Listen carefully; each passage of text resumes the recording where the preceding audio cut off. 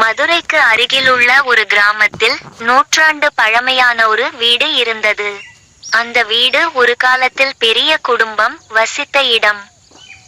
ஆனால் திடீரென குடும்பத்தில் பலர் மர்மமாக இறந்ததால் அந்த வீடு பாழடைந்தது.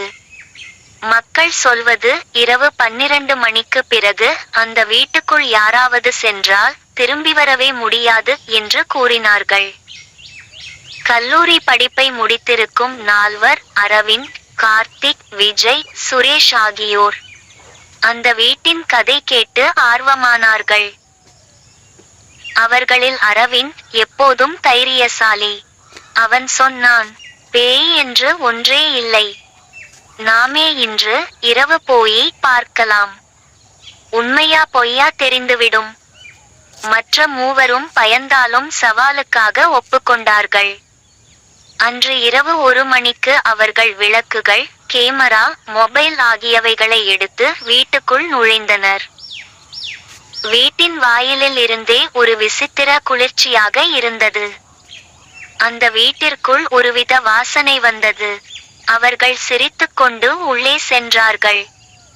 ஆனால் அவர்கள் செல்லும் ஒவ்வொரு அடியும் மாடியின் கூரையிலிருந்து கிரக் கிரக் என்று சத்தமிட்டது.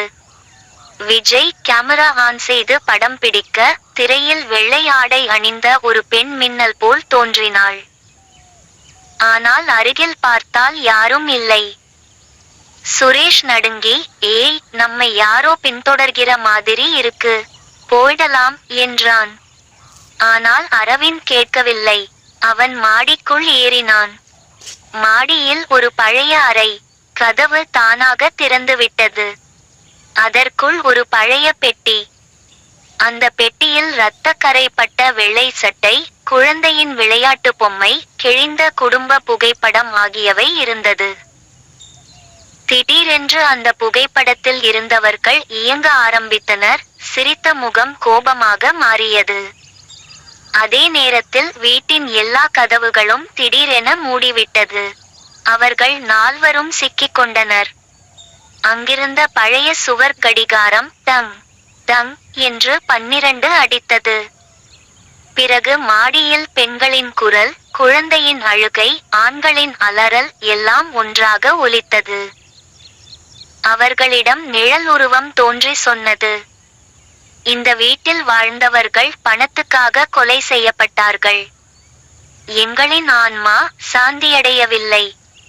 யாரேனும் வந்தால் நாங்கள் பழி வாங்காமல் விடமாட்டோம் என்று கூறியது. சுரேஷ் கதவை தட்டி வெளியேற முயன்றான். ஆனால் ஒரு பேய் வந்து அவனது கழுத்தை நெரித்து தரையில் தள்ளியது. விஜய் பீதியில் அலறினான். உடனே அவனது கேமரா உடைந்து வீடியோவில் சிவப்பு நிழல் மட்டும் தோன்றியது. கார்த்திக் ஓட முயன்றான். ஆனால் மாடிப்படியில் விழுந்து உயிரிழந்தான். அந்த வீட்டிலிருந்து ஒரே ஒருவன் தான் உயிருடன் வெளியே வந்தான். அவன்தான் Aravind.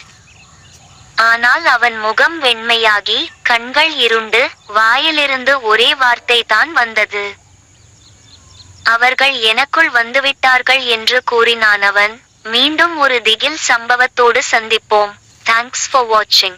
Please subscribe my channel.